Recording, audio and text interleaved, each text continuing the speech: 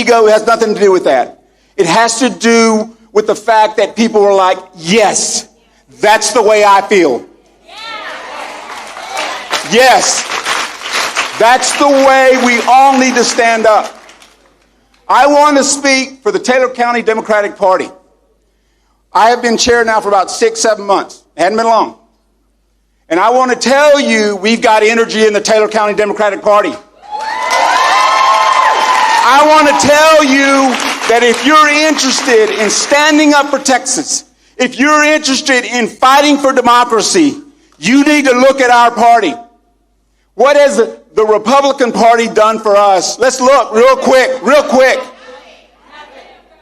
Jody Arrington's our congressman, right? Okay.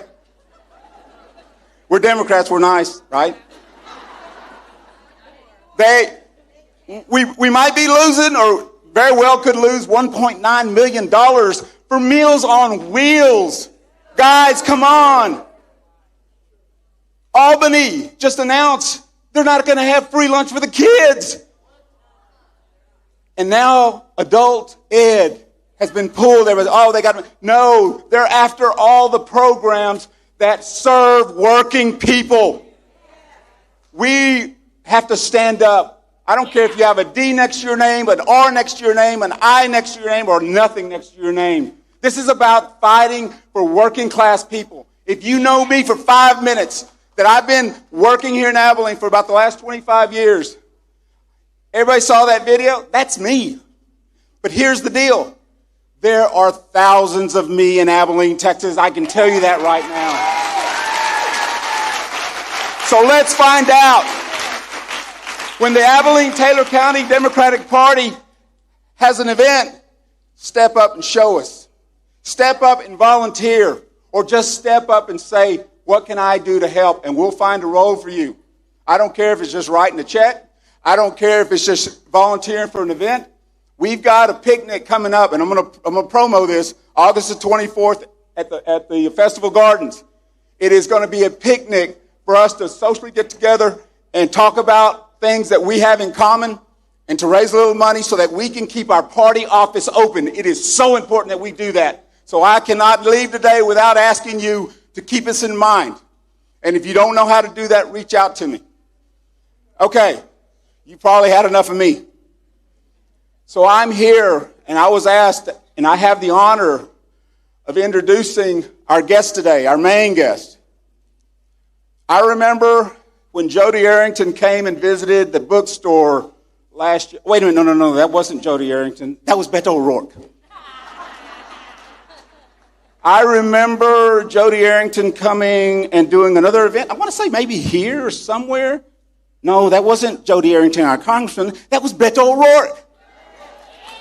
Beto O'Rourke has been here more than our own congressman has. Why?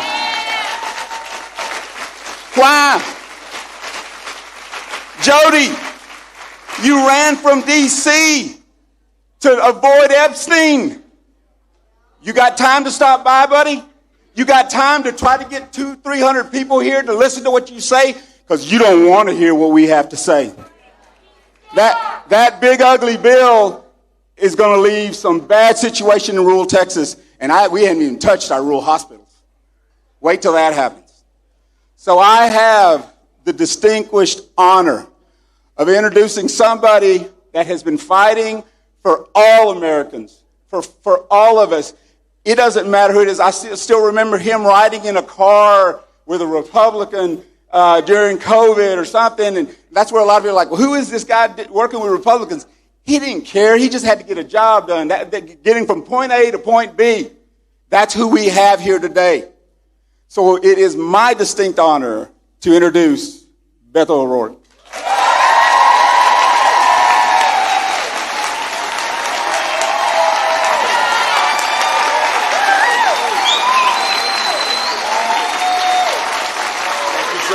Good. Yeah. All right. Can we take a minute to acknowledge Sammy Garcia, who a couple of weeks ago, when they tried to launch this redistricting scam on the people of Texas to steal 5 congressional seats, not just from the Democrats who represent those seats, but the people, the millions of people who are represented within those districts. Your county chair traveled 3 hours to Arlington, Texas with traffic and got in front of that commission and absolutely dressed them down for the fraud that they're trying to perpetrate on this state right now. Sin vergüenza, he kept yelling to these guys. And if you're like me, you try to stay off the internet as much as you can. Better for your health that way. But if you tune into the internet, you see this guy everywhere right now because America is looking for people who are actually going to stand and fight. This season, as my friend Joaquin Castro says, this season is for fighters only. And we have fighters here in Abilene, Texas. And that's why I'm proud to be with you today. So thank you for coming out.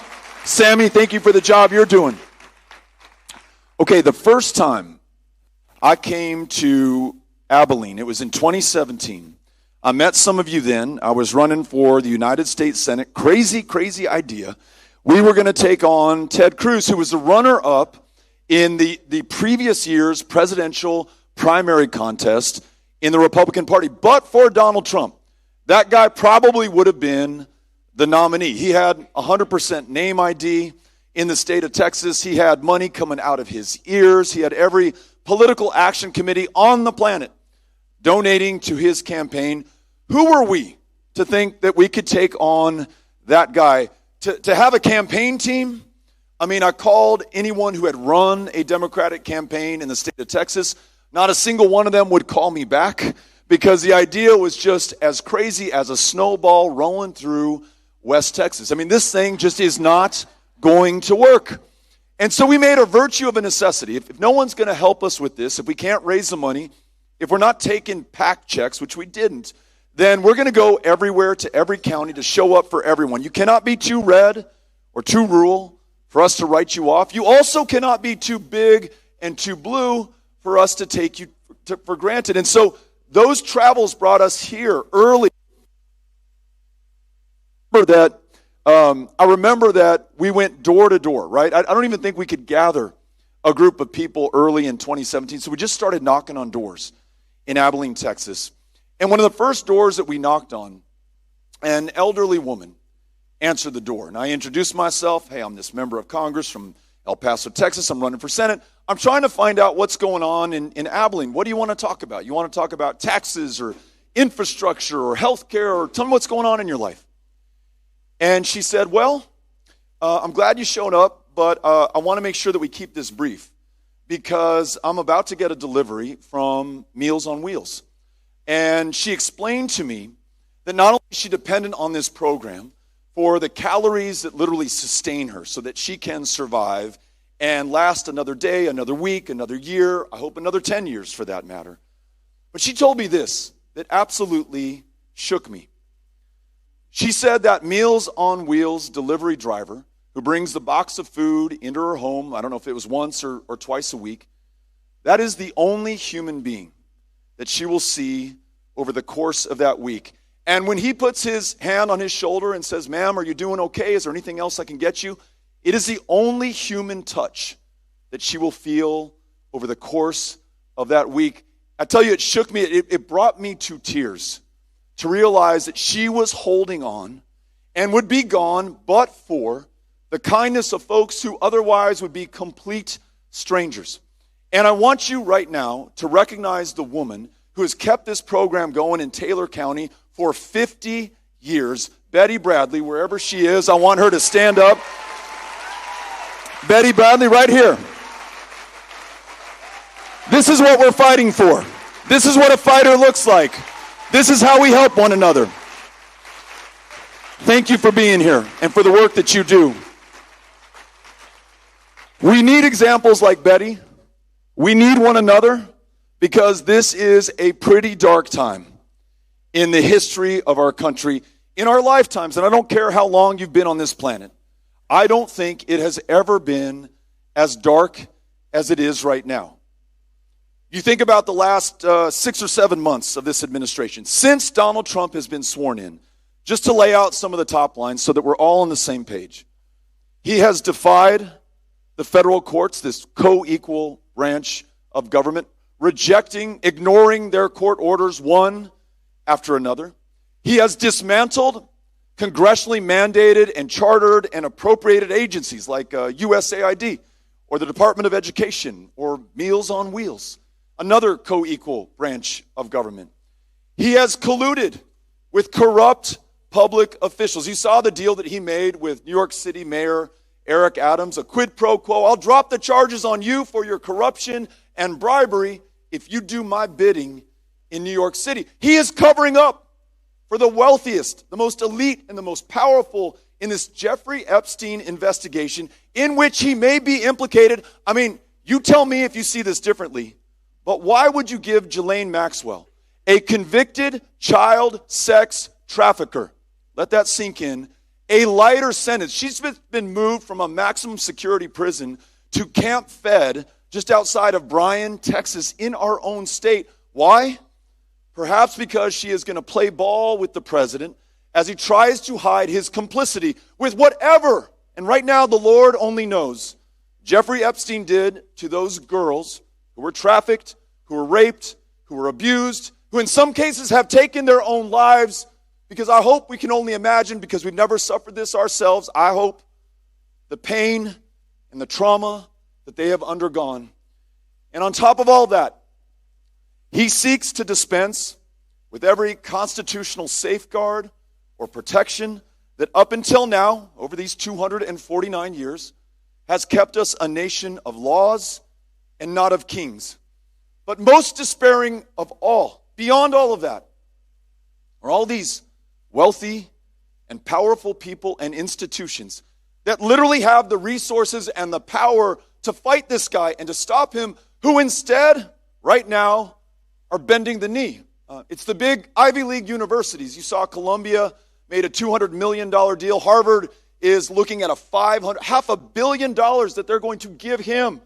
For what? I don't know. The law firms that have now agreed to stop defending his political opponents and to contribute hundreds of millions of dollars of pro bono legal work to his chosen causes.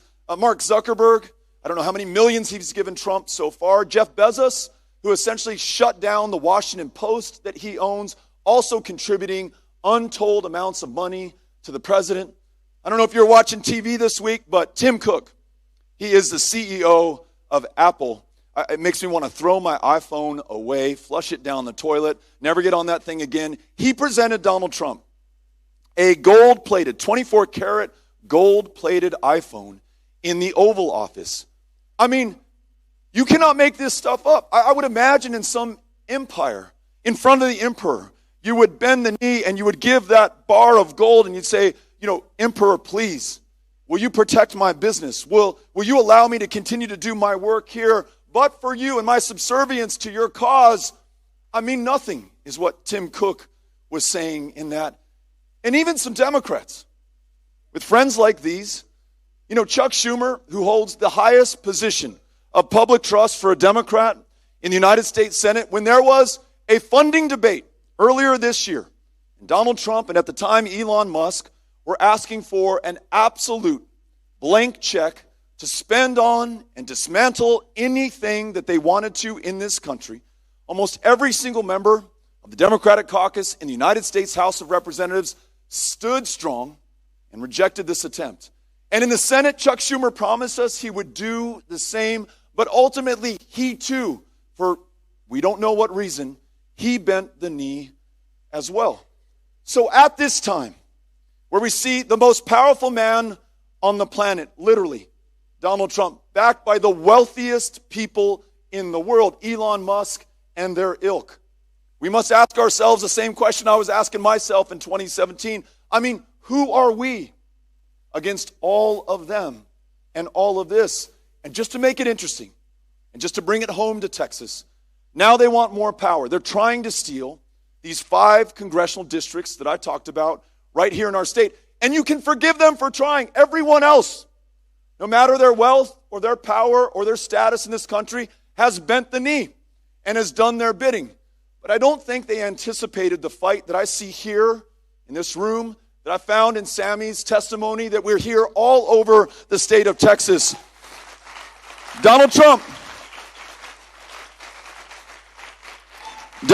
is about to find out that in the state of Texas, our knees don't bend. We are going to stand and we are going to fight. We are not going to give in. We are not going to give up.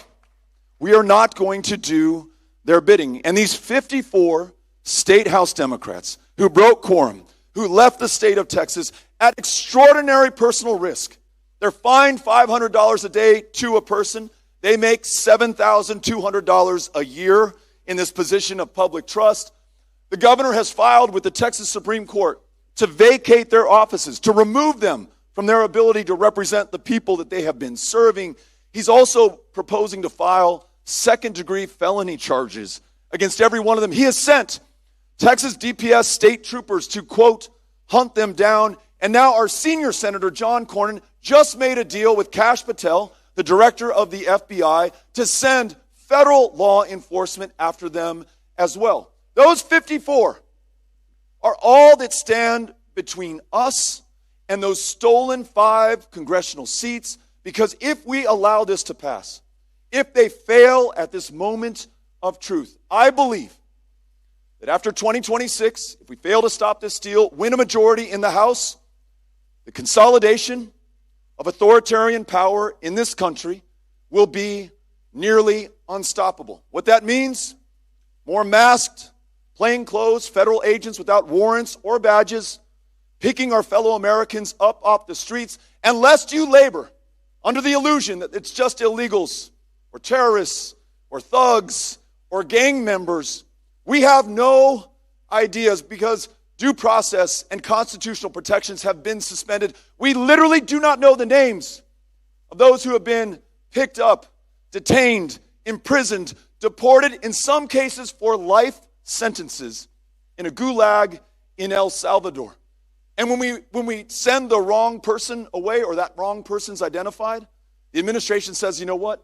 It's out of my hands. That person is in a foreign jurisdiction right now. In addition, y además, they are building $45 billion in new ICE detention capacity right here in America. There is a new $230 million facility being built in my hometown of El Paso, Texas. It will be the largest ICE detention facility, bar none, in America. Now, ask yourself this. Illegal immigration is at its lowest point in American history. The sweeps that we're seeing everywhere, churches, federal courthouses, schools, people's homes, the parking lots of Home Depots and Lowe's, everywhere. They're the greatest that we've ever witnessed, those of us who are alive here today. So if immigration is at an all-time low, if we're deporting everyone that we can out of this country, even people who are legally non-deportable, why are we building $45 billion in new detention capacity? I'll tell you what, this president has warned us. First, he's coming for the illegals and the thugs and the terrorists, in his words. Next, he told us he's going to come for the homegrowns.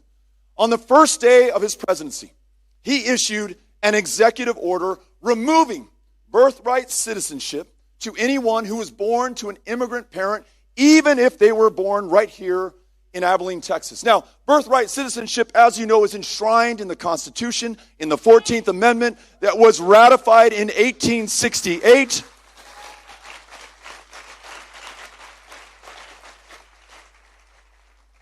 But that history does us no good, because ultimately that case is going to make its way to the United States Supreme Court, that has members on that bench handpicked by Donald Trump for their submissiveness, for their complicity, for their willingness to bend the knee to him as well. Think about who's going to go in those cells. What if it is people like us who stand up and say, this is illegal, this is not right, here are your rights so that you are not illegally detained or arrested or deported? Maybe we are then aiding and abetting this enemy that Donald Trump has singled out. Maybe those cells and those detention holding centers are for us as well. You know the poem that came out of the Holocaust. You know, first they came for the socialists, but I wasn't a socialist, so I didn't say a word. Then they came for the trade unions. I wasn't a member, so I didn't feel like I had to speak up. Next, they came for the Jews. And because I was not Jewish, I didn't make a sound. And now that they've come for me, there is no one to say a word. That's what they're doing right now. Dividing us, distracting us, picking the people that they think we will not stand by until they get to the next group and the next group and the next group. I mean, I'm making the case to you that this is our moment of truth. If we wait too long to begin the fight will be over. In Germany, Hitler is named chancellor in January of 1933. It took him 53 days to destroy German democracy. At every turn during those 53 days, every time he exceeded his authority, every time he defied the German Constitution, every time he broke the German law in plain daylight, the German press, German politicians, the German public, that's us, we did far too little, too late. In 53 days, he goes from being this buffoonish thug who can barely hold power to the undisputed master and dictator of the German people. Now, I know that history doesn't repeat, but very often it rhymes. We've got to be listening, we've got to be paying attention, and we've got to place ourselves in that historical context and say, what would I do if that was happening and I lived there? Because you are living here right now, and it is happening to us today. Here's the plus side. If we fight with all we've got, if we choose not to give in, if we don't bend the knee, if we continue to stand and fight, if we win not just those 5 seats that are trying to steal from us right now, but pick up other seats in Texas and Nebraska and Kansas and Oklahoma, the states, well, they'll never see us coming, just like they don't expect us to be here in Abilene today. If we win that majority in the House, we can provide a check on his lawlessness. We can provide accountability for his crimes and his corruption, and we can work to guarantee free and fair elections in this country going forward. That is our future, if we choose to fight. Now, Ellen stopped me when I came in. I don't know where you are, Ellen, but she said, are you going to tell us what we can do to fight? Are you going to actually give me an example of how I fight this? And so, Ellen, this is for you. I want to make sure, though, that we begin with this premise. Too many of us, and I'll include myself, especially in the first Trump term, we talked about fighting back and about resisting. And we were reacting and we were responding, and we weren't paying attention to that history. I mean, there was a resistance in Germany. There was a resistance in France. There was a resistance in Poland. There was a resistance in the ghettos in Warsaw. But that resistance, as noble as those men and women were, was too little, too late. The action needed to happen before there was a need for resistance. So I ask you to think about not fighting back, but taking the fight to them. If you think about it like a boxer, we're going to get off the back foot, off of the ropes, onto the front one. We're not going to await the punch to be thrown by these would-be fascists. We're going to throw ours first, and we're going to throw it harder, right? We're going to get off of defense, and we're going to get onto offense. And what that looks like, it means that if you can, I want you to support those 54 Democrats who are doing all of the work right now for all of us, not just in Texas, but anywhere our friends and family may live across the country. And I made the case to you that this is not easy, it comes at great risk, and it's very expensive. If you want to send a donation to make sure that we can win this fight, you can text the word FIGHT to 20377. FIGHT to 20377. That's one thing you can do. Second, the folks who are here in the yellow vests, I was just talking to Ed back there, they will sign you up to join an organization that I lead called Powered by People. Now, what will we ask you to do? Well, we certainly won't wait until 2026 to activate you. In fact, we'll get in touch with you this next week. We will sign you up for a training so that you can become a volunteer deputy registrar, a VDR. Some of you know what that is, but for those who don't, there's no online voter registration in Texas. We're one of the last states not to have. There's no automatic voter registration. There's no same-day voter registration. Imagine you're 18 years old, and you've got to figure out how to print out a form from the Texas Secretary of State website, fill out that form correctly, find an envelope, and then put a stamp. What is a stamp if you're 18 years old? put a stamp on that envelope, send it into the registrar, track that thing down, and make sure that you're registered to vote. If you join us in Powered by People, we will train you in all that. We'll pair you with other volunteers and hosts, and we'll deploy you to the college campuses right here in Taylor County. You have so many of them, to meet these students on the first day of school, the third week of their semester, right before they leave for Thanksgiving break. Meet them where they are. Make sure that we sign them up, get them on the rolls. And then in addition, this is something that we uniquely do. We stay in touch with these newly registered young voters to make sure that they can actually cast a ballot. This is the toughest state in the nation in which to vote, and we make it particularly hard for young people. So we're going to ask you personally, stay in touch with that new voter to make sure they get their voter registration card in the mail, that they know where their early voting location is, when early voting starts, and who the candidates are that align with their values. Bring them into this fight, in other words. So before you leave today, make sure that you sign up with Ed or one of our great volunteers. They will enlist you in that, Ellen, as well. Other thing we can do, we can put some pressure on those Democrats who actually hold power right now. I'm thinking the governors of New Jersey and Maryland and New York and Illinois and California, and there are more.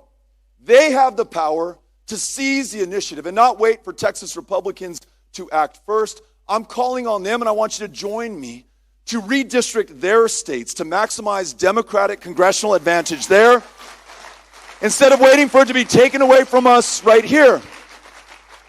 And if you're like me, this isn't an easy thing to swallow.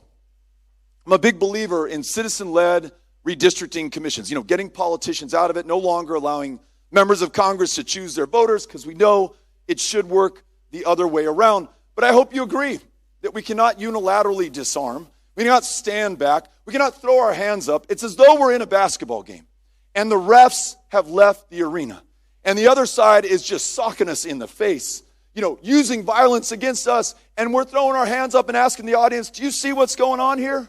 I mean, the audience sees what's going on, but they want to see if we are going to fight back and fight fire with fire. If we do that, just imagine California, which has the most congressional districts of any state. They could redraw those districts there to maximize Democratic advantage, so Democrats would represent each and every single one of them. Those are the rules of the game today, and we need to make sure that we win by those rules, even if it is personally distasteful to us right now.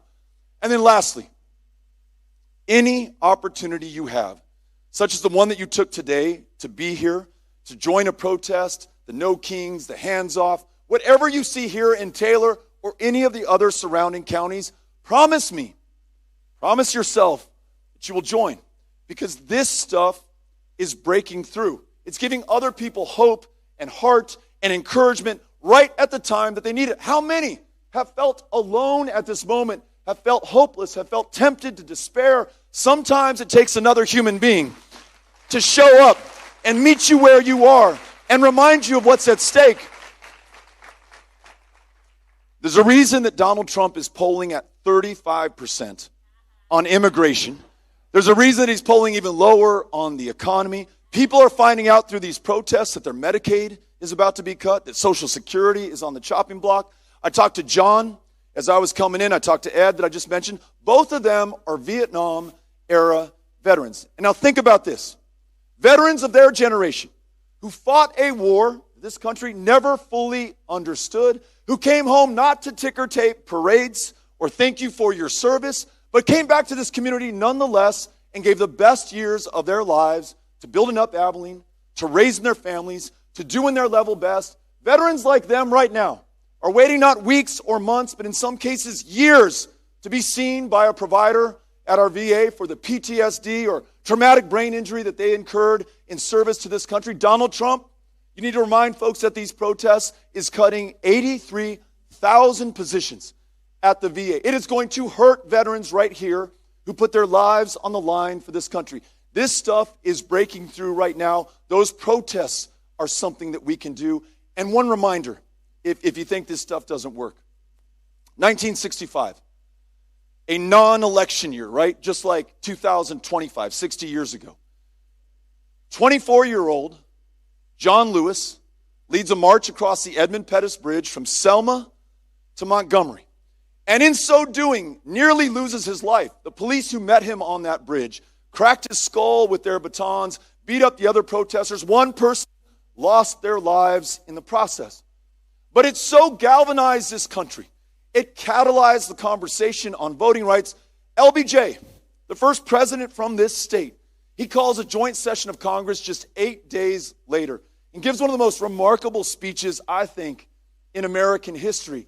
With the power that protesters gave him, he's able to compel a majority of the House and the Senate to pass voting rights, which he signed into law on the 6th of August, just a few days ago, 60 years back. That is the power that you have as a citizen in this country that it's worth.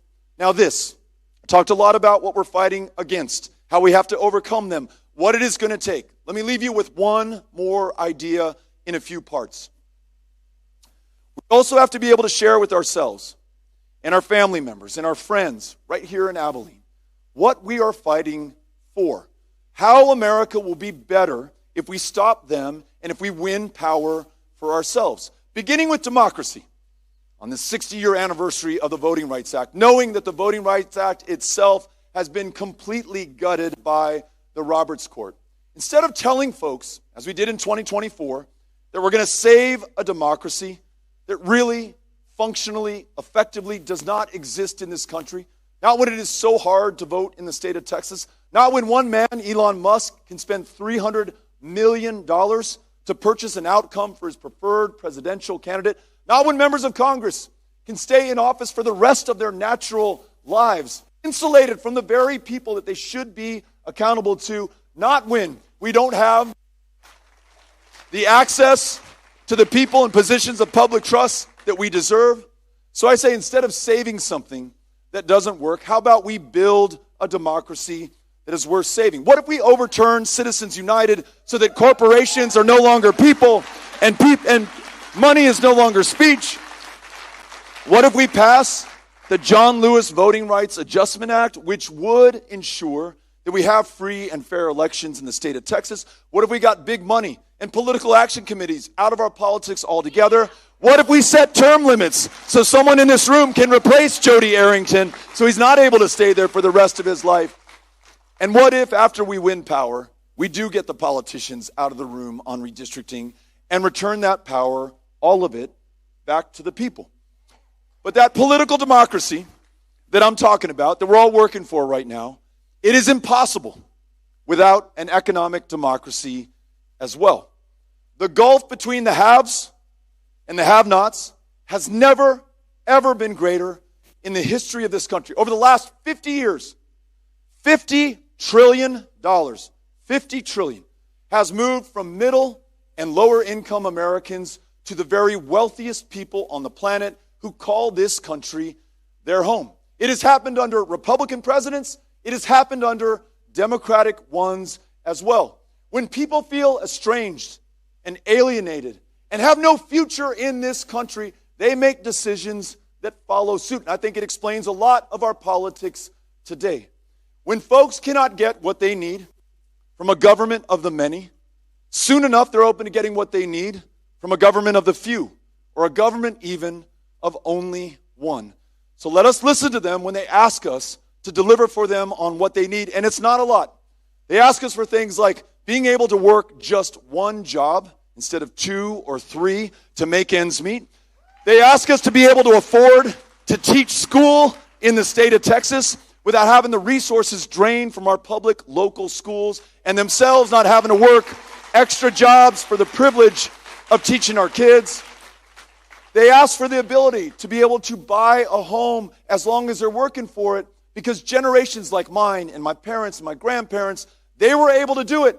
But the generation coming up right now, to a person I hear from them, they feel like it is hopeless right now. Their American dream has turned into a nightmare. What if we could guarantee, if you work for it, if you do your level best, that home is in your future for yourself, for your kids, the wealth that you can pass on from generation to generation. Many of us are parents, some of us are grandparents in this room. All of us want the generations that follow ours to do better. I've got an 18, a 17, and a 14-year-old.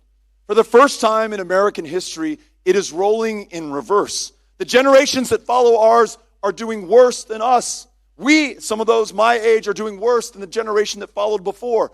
First time in American history. And look, don't let anyone tell you different. It's not as though we lack the resources to accomplish this. We're the wealthiest country in the world. We're the wealthiest country in world history.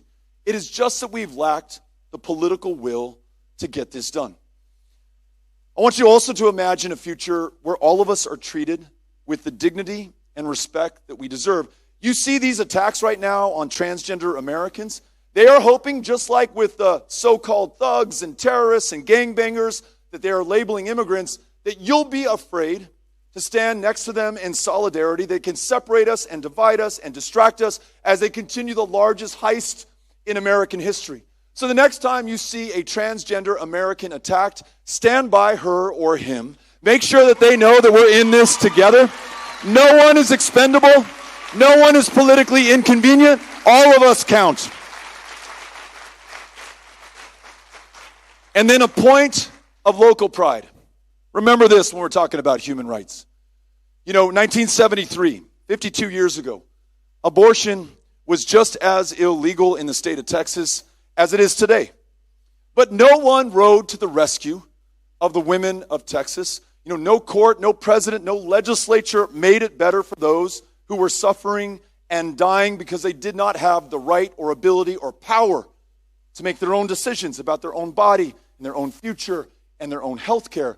It was actually 3 Texas women who saved the entire country. Linda Coffey, one of the attorneys, Jane Roe, their client, and from bright blue, Abilene, Texas, Sarah Weddington, 26 years old, baby lawyer.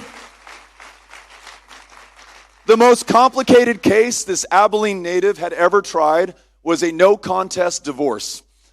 She goes up before an all-male United States Supreme Court in 1972 and 1973 and convinces that court to render one of the most consequential decisions in 20th century American history. It stood the test of time for 49 years. So, memo to Donald Trump, do not mess with the women of Abilene. Do not mess with the women of Texas.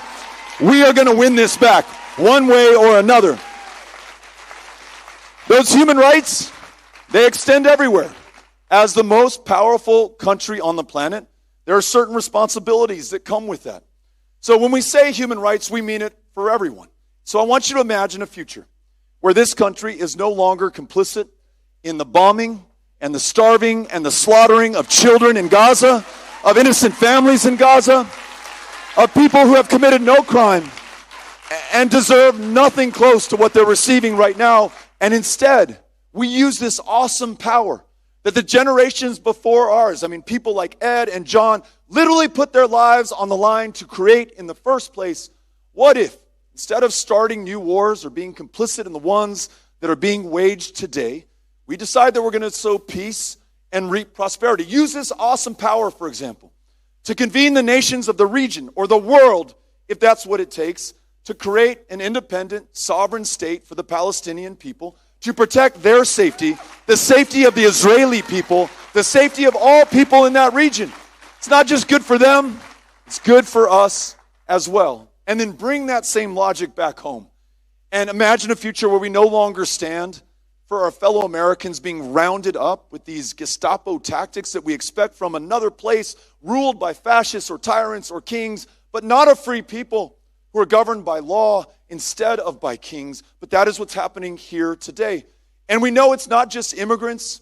We know that U.S. citizen children, including one with stage 4 cancer, was deported without her medication right now. This cruelty is being done in the name of each and every single one of us. As long as we hold any hope of being a government of, by, and for the people, anything this country does is done in your name and in mine. So I imagine a future where we recommit ourselves to this great Constitution, the thing, more than any other, that sets us apart from so much of the rest of the world. Everything in it, like your constitutional rights and protections, like due process, like being able to defend yourself in front of a judge, having the facts known to those in that courtroom, to the press and the public. That is what has kept us as honest as we've been, as free as we've been. And if we turn our backs on it, it will be to our peril. So we must recommit ourselves to that Constitution. And on the issue of immigration, Democrats over the course of my life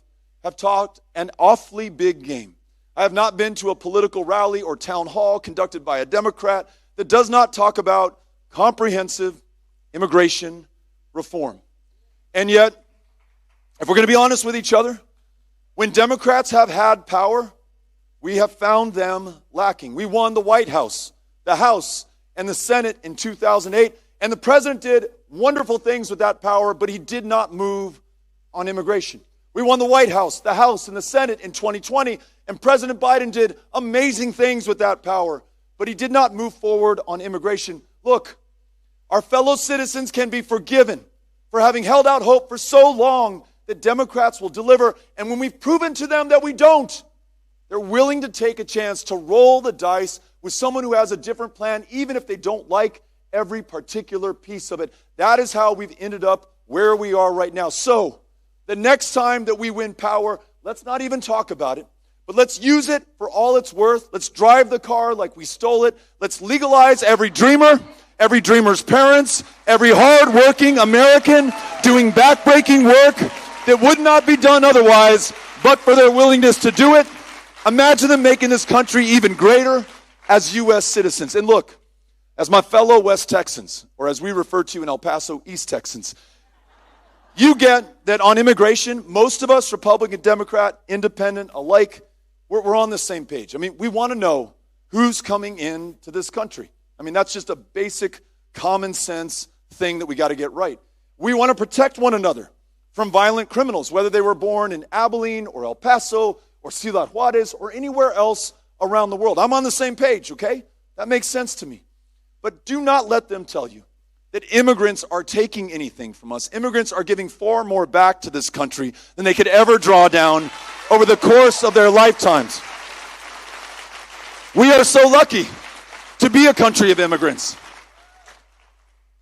And lastly, I want you to imagine a Democratic Party. And this meeting, by the way, is open to Republicans, Independents, and Democrats alike. We want the broadest possible coalition, a united front. We judge no one for who they voted for last time or if they voted at all. Doesn't matter. No me importa. What matters now is that we're together here in this room. We want a Democratic Party that will fight for these things, right? Will not submit, will not roll over, will not bend the knee, but will fight. And not just fight in Austin, in Houston, in San Antonio, and Dallas. Those cities are important, and please fight there as well.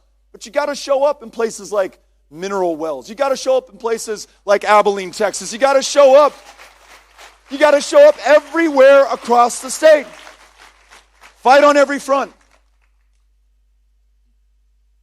Want you to think, as you go home or back to work tomorrow or to school when it starts later this month, and you encounter that person who's like, hey, I hear you that you want to stop this steal in Texas, this power grab that the president has launched. I hear you that you want to accomplish all these great things that we talked about here today. But it's just impossible. I mean, look at the odds. I mean, this thing is over. Our goose is cooked. We're not going to make it. Just give in. Just focus on your television set or your screen in front of you or your friends and family and just ride this thing out. Just remember, by the way, who we are at the end of the day. These 249 years that I keep referencing from 1776 to 2025. Look at what we have been up against over those 2.5 centuries. Look at what we've overcome. To secure our independence and our freedom from ever being ruled by kings, we defeated the most powerful, the mightiest empire on the planet. To ensure that no man could earn his bread from the sweat of another man's face, as Lincoln put it, we defeated the armies of the Confederacy. We lost 300,000 Union dead, 17, 18, 19-year-old boys and men who gave their lives to end slavery and ensure that we came a little closer to realizing that foundational premise of this country, that we are all created equal and shall be treated equally under the law. It wasn't 80 years later that men from Abilene, Texas landed on those beaches in Normandy, France on the 6th of June, 1944, fighting fascism half a world away to defend this great democracy here at home. And the generation that came up after them, peacefully, nonviolently, democratically protesting and marching and organizing to win the full civil and political rights for every single American in the Civil Rights Act of 64, the Voting Rights Act of 65. That's who we are at the end of the day. And they overcame the elected and armed thugs of the Jim Crow South. All of that, against all of those odds. And we won every single time. And now that inheritance has come down to us. We are the beneficiaries of 249 years of service and struggle and sacrifice. And what we do with this will determine us in terms of our future. It will define us in the eyes of history. Our kids, our grandkids, the generations yet unborn are waiting, are watching, are looking at us right now, and we cannot be found wanting at this moment of truth. So I ask you, and I remind you, to not let this moment pass without a fight. 2026 will be decided in 2025. And what we do will determine what happens in 2028 and every major election thereafter. Do what you can with what you have, wherever you are, every single day. Choose to fight, choose to stand, never bend the knee, and let's win this country back for each and every single one of us.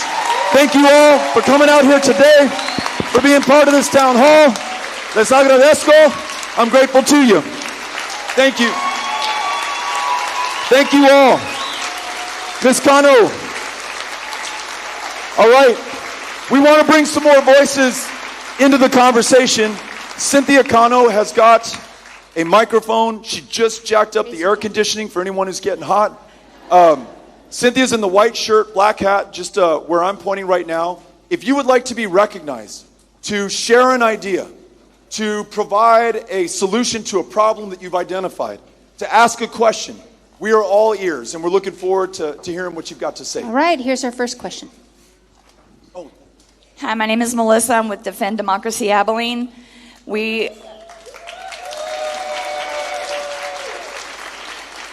And we are putting on protests and events. Kyle Rabel is running for Congress. He comes and speaks. We're doing these things, and we've got to get attendance. We have to get people to come out and fight. We have to let people know that Abilene, Texas is going to fight back, that we're not going to be a red state or county. We used to be a Democratic county. We could be that again, but we have to get everyone to vote. That is the most important thing to me. But I do have one question. Please. What would you say is going to help end the war in Gaza? Like, what do we do? What can we do? My friend in Gaza's sister was shot yesterday. She's 8 years old. I have a grandchild that age. She was shot in the hip, here, in the abdomen, and in her knee. She needs surgery, but she can't get it because the hospitals are full. She's 8 years old, guys.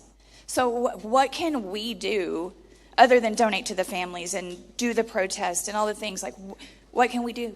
Yeah. Thank you for asking this question. Thank you for your words of encouragement for people in Abilene to become part of this fight and to make sure that we don't submit. I'll tell you what, there's probably not a person in this room who is unmoved by what is going on and what has happened. We go back to ancient history and all the way up through to today. A couple of years ago on October 7th, that horrific attack on Israel that killed so many, that saw so many abducted and kidnapped. Some of them, we hope, are still alive and will be returned to Israel. We want them to be alive. We need to push with all we can, with the might of the United States, to make that happen. The more than 50,000 people in Gaza who have been slaughtered.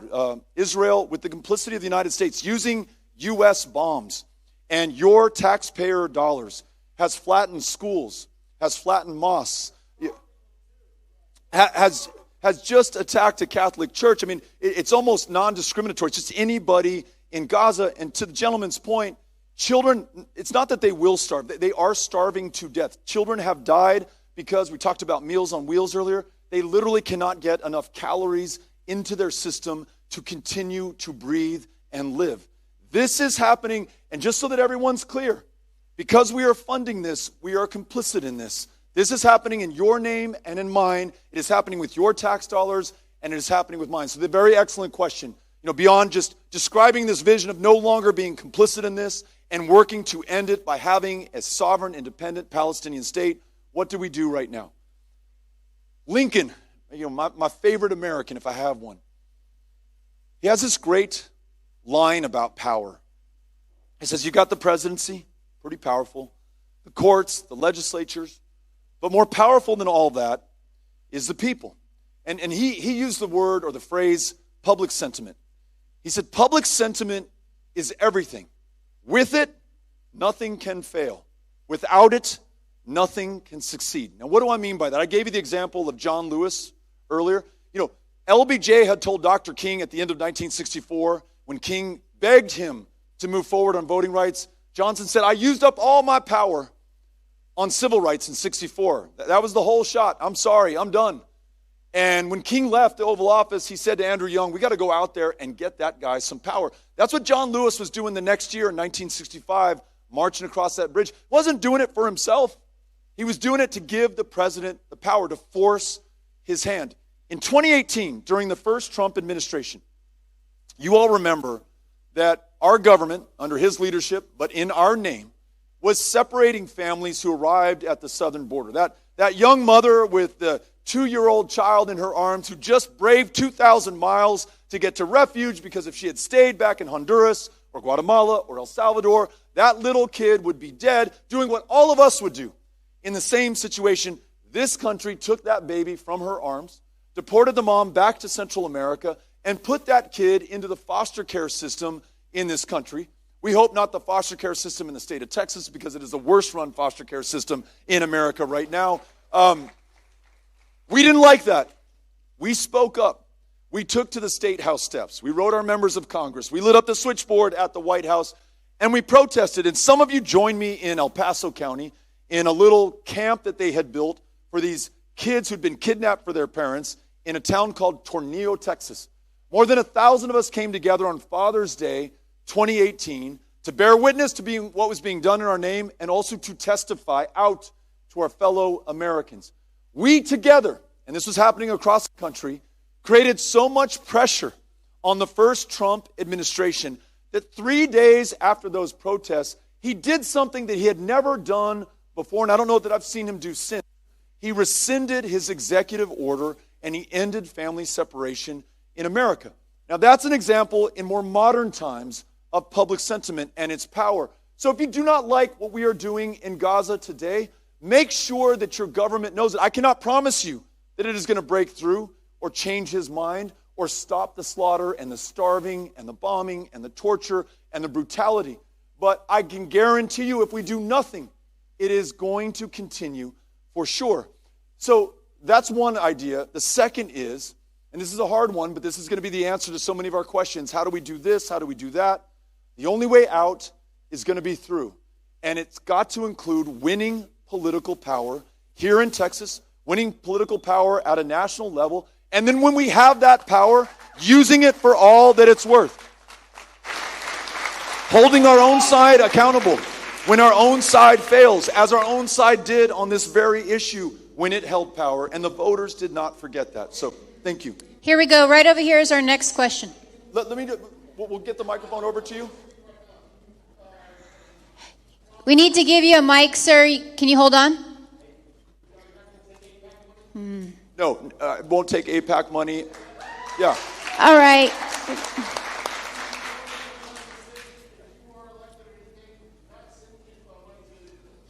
Not for this. Absolutely not. Yeah. Please wait until you have a mic, everybody. Please wait. Here we go. Here's our next question, right here. Yeah.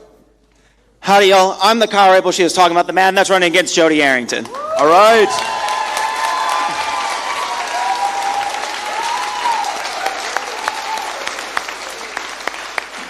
Thank y'all. Some of you have already heard me enough, so I'm not going to do my thing. And Beto, you have heard me do this already too. But my question for you is the same question, because I come out to Abilene like 4 times a month now, because Abilene is a major city and we have to stop pretending it, as Kendall would say.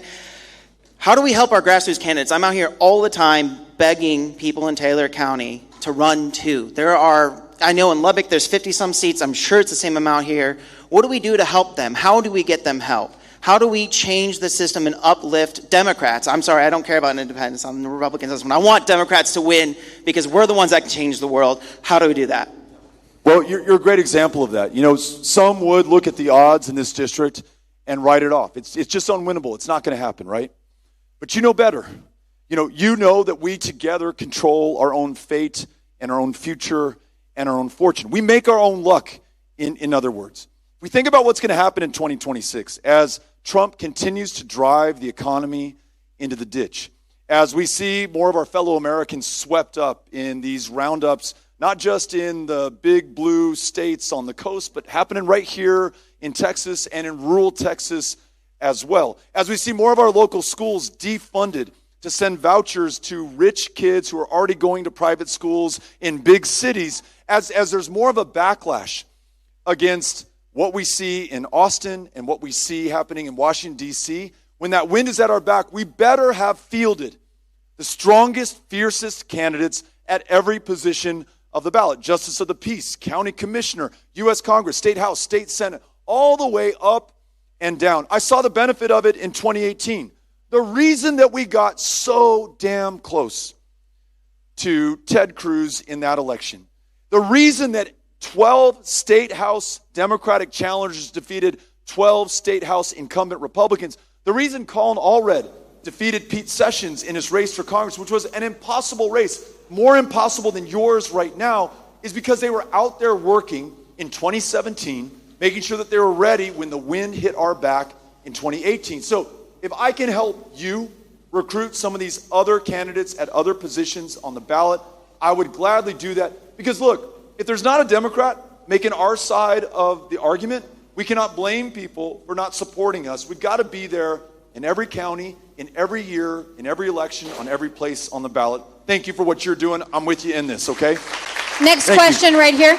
Yes. Hi, Beto. Thank you for being here with us today. I'm a college student over at ASU, and I'm pretty concerned about the future of the Department of Education, that people who press all the buttons on their computers to process all of our funds, our grants, our federal programs, our research facilities. So I want to know what Texas Democrats are going to do to protect education.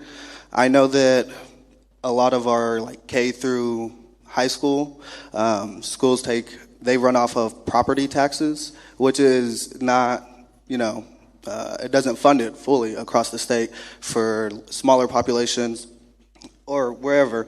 So I want to know how Texas Democrats, who won our votes, are going to protect education for us here in Texas. Thank you. So real important for folks to know, again, if not everyone's up on the same page, that after many attempts, many sessions, thanks to Texas Democrats and some honorable Republicans who stopped Greg Abbott, he was unable to pass this voucher thing that is draining our property tax dollars from our local schools.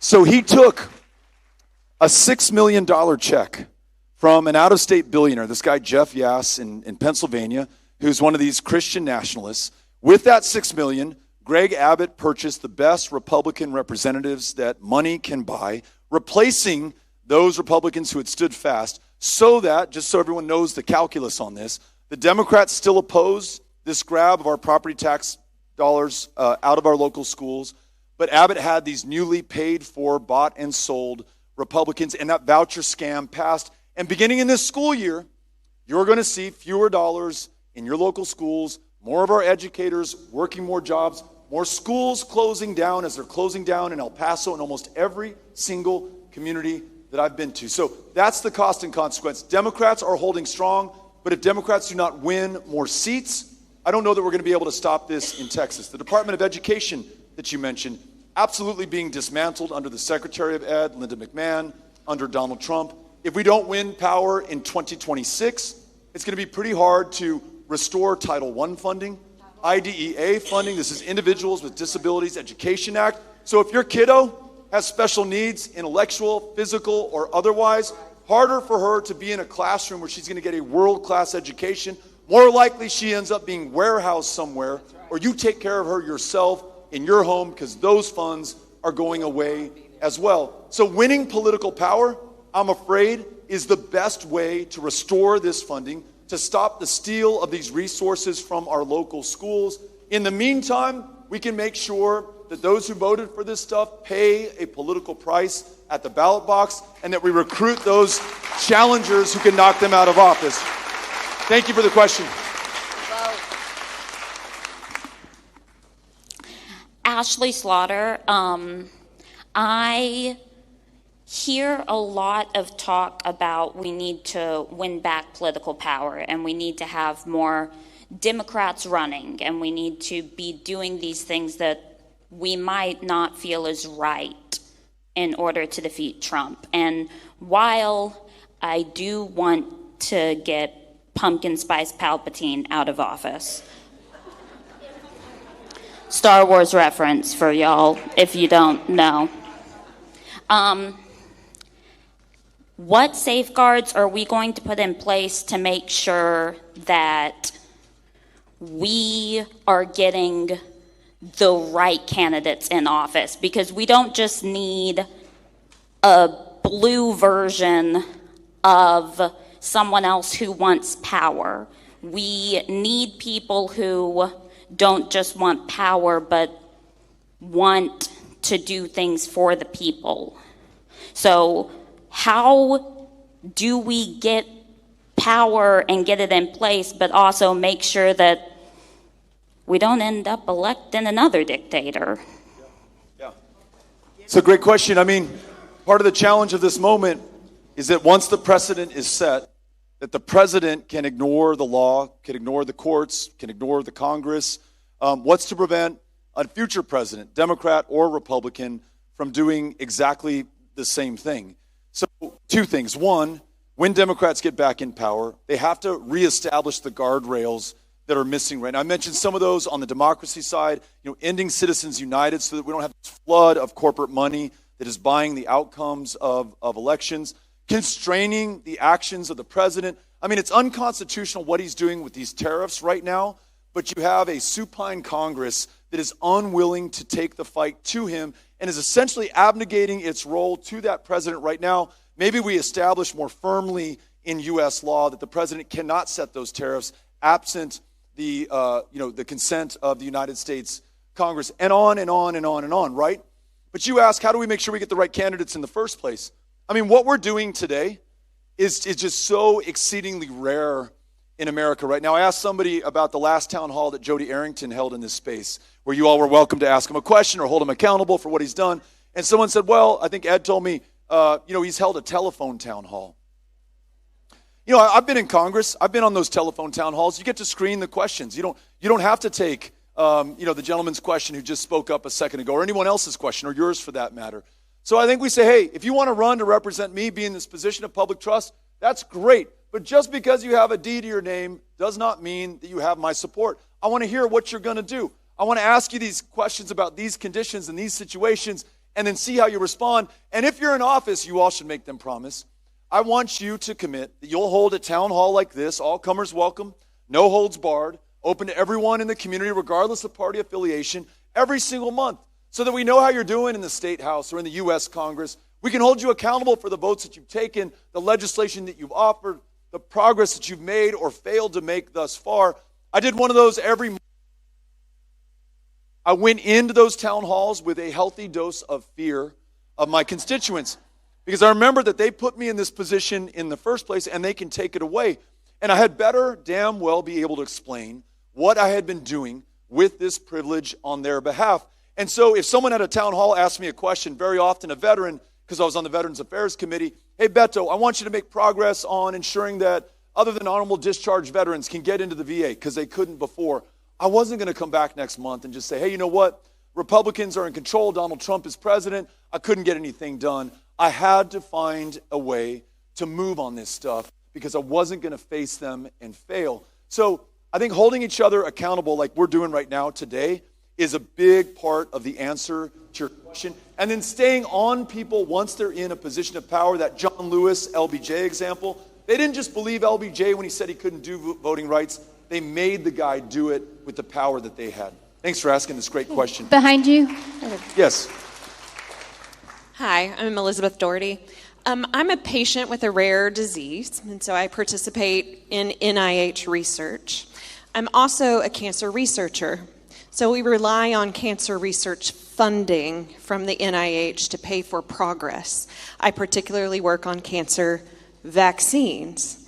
How do we fight to protect NIH research moving forward? How do we keep progress in our biotechnical industries? The jobs are moving, the companies are pulling up stakes and going elsewhere to countries where their drugs can get past the FDA trials, where they can move with purpose and with efficiency, and we're losing all of that in this country. How can we fight back to protect our healthcare and our research dollars? Okay, I want you to keep the mic because I'm going to ask you a question, if that's okay. Interesting thing. I'll give you two quick examples that I hope is going to make the case to answer your question. Anybody ever been to Humble, Texas, outside of Houston? Yeah. A few hands are going up. We held a town hall just like this. And a woman stood up, and I don't believe she'd been at a town hall before, a political event in her life. She said, I'm coming out because I'm 72. My husband is 77. He has Parkinson's. And I'm his primary caregiver right now. And these cuts to Medicaid and the fact that they have zeroed out the Parkinson's research funding at, I think, Johns Hopkins or whatever university was doing this. She says the best case scenario for us, for me and my husband now, is that he dies before I do. Because should I pass before him, the guy is out of luck. Once they cut Medicaid, there is no net that will catch this guy. And I'm praying for that. And tears are streaming down her face. 2 nights ago, we were in New Orleans, Louisiana. And a woman is a researcher researching Alzheimer's, sickle cell anemia, and I forget the third chronic condition that will take your life if we do not figure out how to find the cure. Her funding has gone, her job is over, and we asked her to explain what that meant for us in the audience. So if I could ask the same for you, because sometimes these numbers and statistics, they just go over our head or they fail to connect with us emotionally. When you hear her answer about what cutting funding for these programs is going to do to the people that you love. I just lost my mom to cancer 2 years ago. Painful process to see her go through that. Expensive, torturous, the insurance, all of that stuff. We were praying and hoping. Anyone who's had a family member, or if you have cancer yourself, they told us we have a 7% chance. Well, that's not zero. We're going to hold on to 7 with all that we've got. We want to enroll in this trial so that maybe she has another shot to live. We lost her in the end, but we were holding on to hope. So tell us what that means if this funding is cut so that we can all repeat it to our friends and family and make sure that they vote on that basis going forward. Sure, and I think early February, right, the indirects for NIH funding was cut retroactively to grants that were already passed and to future to 15% indirects, which may sound reasonable to everybody who's a layperson, right? 15% overhead seems like, okay, that'll keep the lights on. But what you don't understand is what can be paid for directly from grant money. You cannot make permanent instrument upgrades, so you can't buy a $600,000 laser microscope to do the research because that exceeds the term of the grant funding, right? So you get a 3-year grant, that's a permanent instrument that has a 10-year life cycle. You cannot pay for those things out of directs. So what happens is that money gets paid for out of indirects. You can't fund a student. You can't have a graduate student who has a 4 or 5 year graduate cycle. You cannot have a PhD student that's going to be performing the research because that exceeds the term of the 3-year grant cycle. So what it does is it decimates the academic institutions. It decimates all of the education side of that simply by cutting indirects. And it's not to say that there shouldn't be reasonable indirect A 30 or 40% indirect rate is a reasonable one. Some schools have an 80% indirect rate. They have a 1-to-2 ratio of grant writers to principal investigators, the people who are actually applying for that. So having a 40% would actually increase competition for places like Texas Tech, where I am, or for UT, or for other smaller schools to get into those research grant access, but also still be providing for it. But a 15% is not reasonable, and that has gone across the board. My husband has a Department of Energy grant. They have also assumed that 15% indirect rate.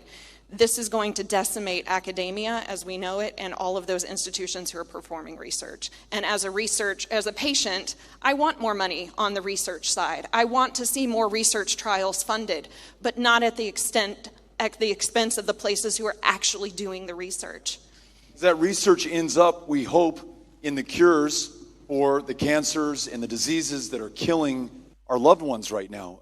And it just is crazy to me that the wealthiest, most powerful, most medically advanced country on the planet would shoot itself in the foot in this way and decimate, and in some cases outright destroy these research programs around the country. It's not as though it's owning the libs, or Democrats are taking a hit, or the pointy-headed academics are going to lose their jobs. It's people are going to die who otherwise would have lived.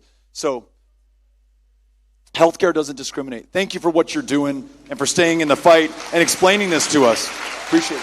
Okay, other side of the room, opposite side. Have time for 3 more questions. Hi, good afternoon. And first of all, thank you for coming out here to Abilene, Texas this afternoon. Appreciate it. Absolutely, yeah. My question has to do with labor rates, minimum wage. Currently, minimum wage is $7.25 an hour, national minimum wage. For food service workers, it's even lower. It's in the low $2 range. My question is, one of the issues with minimum wage is that it doesn't have an automatic increase factor into it. It's basically up to the Department of Labor to come out with a new rate. Could you speak to that a little bit? And also, how do you feel about tying automatic increases, say, every 3 years, 5 years, or some sort of inflation index like the CPI, Consumer Price Index, something like that? Because it's been 2009 since the last one was raised for the regular rate, and I believe 1991 or 92 since the food service rate was actually increased. So could you talk to that a little bit? Yeah, absolutely. $7.25, as you just mentioned, it's the federal minimum wage. It's also the Texas minimum wage. And I meet people in my travels who are making $7.25 an hour.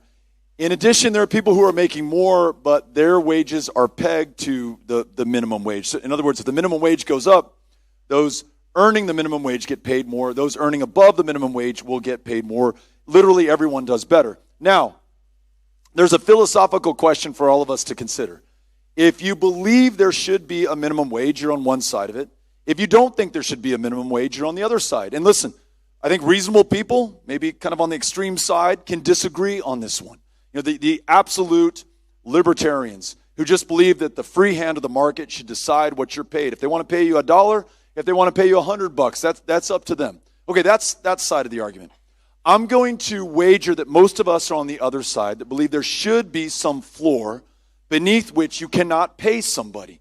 So if you believe that, if we're all on the same page there, then to the gentleman's point, minimum wage, which has not changed since 2009, and I'm going to guess that the cost of your automobiles, your appliances, your cars, your food, anything else has gone up extraordinarily high since then. That should be pegged to the Consumer Price Index or to some other thing that matches our reality.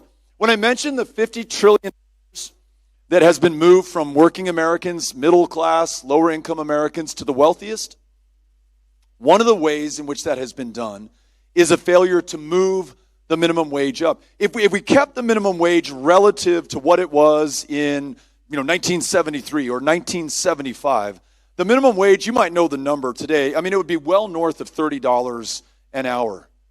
What is it? To 50?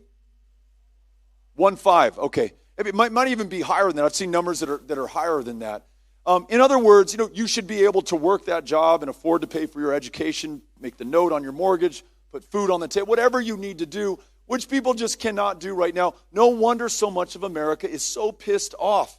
and willing to roll the dice on a guy who says he's going to blow the whole thing up, drain the swamp, destroy this system that has failed you so badly. If our party cannot be as radical towards the right way to look at this, as raising the wage, making sure you can afford to see a doctor, buy a home, and all that stuff, then I can't blame anybody for voting the other side, even though they are selling snake oil and people's lives are getting worse under this administration. So yes, raise the minimum wage. Peg future raises on a yearly basis to the consumer price index or some other measure of inflation in this country. But then you've got to go well beyond that to those other economic democracy measures that we talked about, including, especially in this state, making it safe and legal to be able to join a union so you can band together with others to improve your working conditions, your wages, your safety, the service that you deliver to the public. So thank you for bringing that up. To your left. Got it. Hi, my name is Kaya, and I am an atheist, and most of my friends are non-religious. Oh, shout out. Most of my friends are non-religious, and we have a growing concern with the rise of Christian nationalism, Christofascism, whatever you want to call it, and living in what is quickly becoming an evangelical theocracy.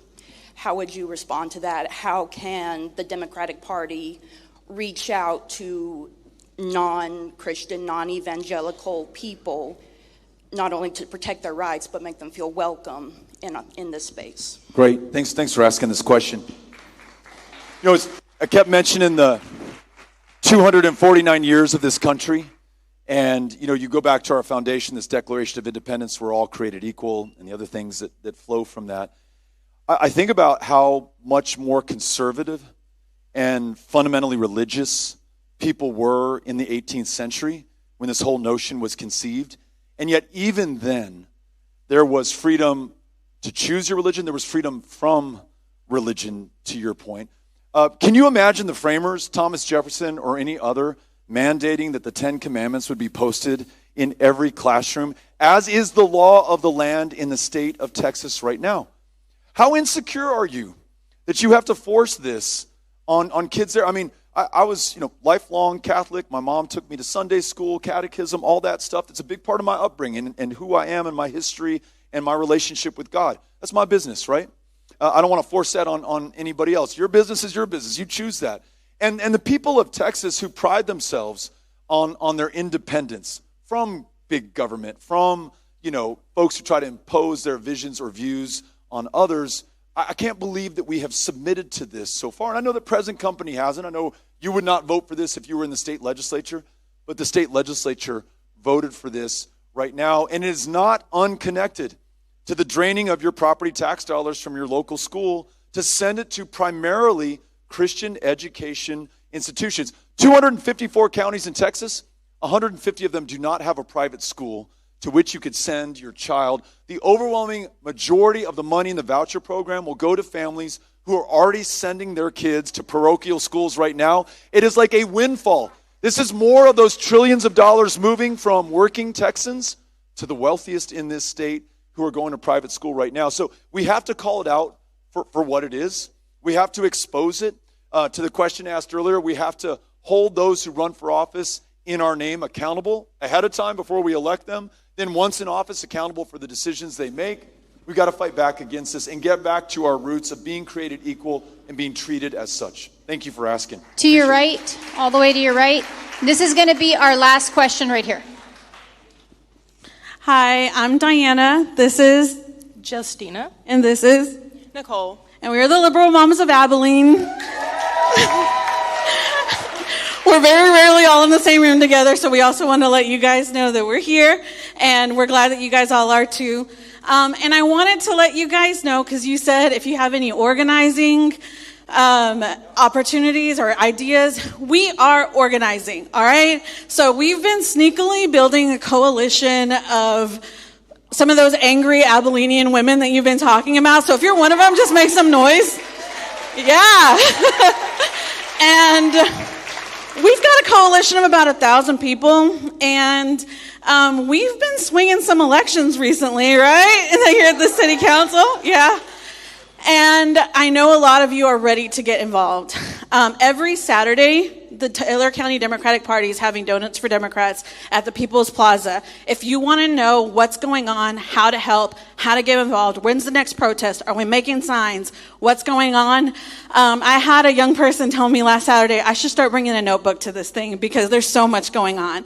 So Saturdays at the People's Plaza at the top of the L, we have donuts and coffee, and just come out. We'll get you plugged in.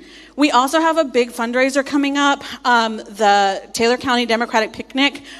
We're calling August 24th, not December, August 24th. We're calling it the West Texas Family Reunion because a lot of us, sometimes you can't be an out proud Democrat with your family. It's gotten contentious, but we are your family, and we want to make sure that you know that you're represented and you're not alone. We want you to show up to the polls because it is going to make a difference. And we've got a lot of candidates about to announce because we want representation in Texas, and we got to let them know we got their backs. We're going to knock on every door. We're going to get every vote in this county, all right? So if you guys want to get organized and you want to get plugged in, you got to show up. Start showing up, all right? All right. Thank you for what you're doing. Abilene, thank you for coming out here today. It's an honor to be with you again. We're going to hang out for a little bit to say hello to anybody who wants to, and then we're going to be heading back to El Paso. Thank you for having us. Gracias.